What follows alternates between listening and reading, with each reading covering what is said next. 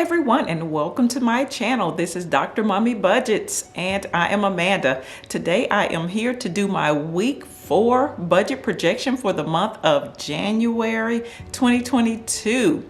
We have a lot to go over, so I am going to try to move through these numbers really quickly. So for those that are new to my channel, welcome. And for those that are not new, welcome back. Here on this channel, I talk about pretty much anything along the financial aspects, mainly budgeting, saving money, spending money, that sort of things. But mainly it's from my own personal experiences. And also midweek, for the most part, I do a cozy chair conversation where I sit in my cozy chair in my bedroom and I talk about pretty much anything I want to. So we're gonna dive right into these numbers. I am going to put a screenshot up on the screen so you can follow along with me. Week 4, budget projection, January the 27th, 2022. Typically, I do a budget projection every single week because I get paid every single Friday. So I want to project out, plan out my money for the upcoming week. All right, now, as you can see, let's get going. First, we have the HOA for $6.70. Then we have Hulu for $7.99. Then we have auto insurance for $79. As you can see, I have a down arrow there, meaning that that amount decreased from $94 to $79. So that's a good thing. So we'll come back up to that line in a few minutes. Next, we have auto insurance for $62. We have the student loan for $100. We have the tuition and or gas for $25. Then we have the debt monies for $536. Electric coming in at $160. Gas bill for $180. Children lunch account for $22. Household expenses for $148. Children's savings for $28.50. Security system, $26.95. Minor Roth IRA for $20. And I like to leave a cushion amount in this Bill's checking account, which is $26. And then also this is a new one for this week, which is the life insurance, meaning I will be actually paying that yearly fee, which is $248. Typically, this is not added in with these weekly expenses. You do see, if you have been following me for a minute, that on week 3, I set aside the life insurance amount of money out of that week's pay every single month. So now I'm at the point where I need to pay the yearly bill. So I pull all of that money out and I pay that bill. So that's kind of how I do it. So the total for this week is $1,676.14. So yes, it does appear that I have a much larger than normal total. So let's go back up through these expenses, which is the next thing we're going to do is, well, first off, let's go down to the fourth to the last line on this sheet. And what I normally do is leave $13.68 in this account every single week. That's roughly the amount I need to handle the expenses. So with the total being more than the amount that I normally leave in, let's do the subtraction. $1,676.14 minus $1,368 equals $308.14. As you can see, that number has a blue cloud around it because it has the relationship with the number below it, which we will discuss next. But that is the amount I need to pull out of the Bill's savings account this week to help me satisfy these projected amounts up top. That's step 1. Step 2 is to go back up through the expenses and put a PA with a pink circle around it next to those expenses I will be taking care of this week. I'm not going to read back through all of them, but we are going to focus on 3 of them.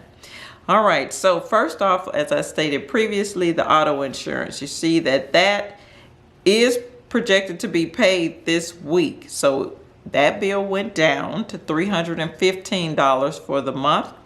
So I only projected $79, which is going to be my new projection each week for that bill since it did decrease.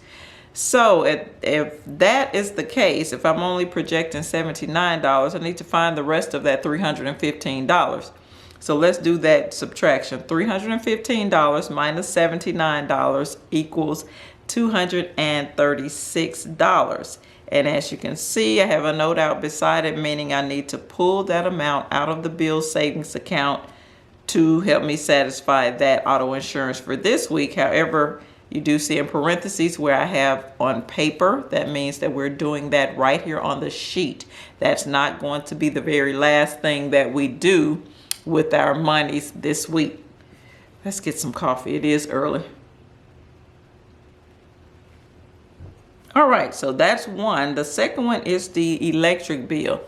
I'm not sure what's going on with these bills. Perhaps these are the December bills, and I did have a lot of people in the house over the holiday. So maybe that's what's going on. But anyway, I project $160.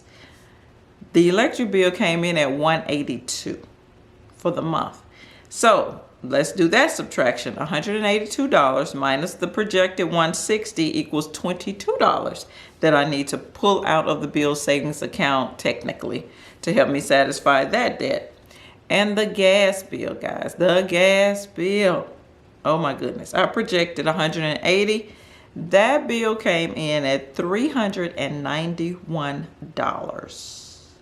So with that being said, if my projected amount is only $180, I need to go and get the rest of that money out of the account. So let's do that subtraction. $391 minus $180 equals $211. So that is the amount that I need to pull out of the bill savings account to help me satisfy that expense technically right here on paper for now. So now let's go back down to, well, actually, we skipped a step, but let's go back and pick that step up. We were supposed to get the total amount of those that put away, that PA with the pink circle around it. Those are the numbers that's money that I will not need to use this week. So I'm putting that money away in the bills savings account. So let's go down and get that total. Let's look at the third from the last line. So that total is $168.70. Of course, that will be the amount that I'm putting away right here on paper. So let's look at the line beneath that. So remember I said that there were those two numbers with the blue clouds around them. They have a relationship. One amount I need to pull out of the bill savings account. The other amount I need to put away. So let's do that subtraction. $308.14 minus $168.70 equals $139.44. Okay?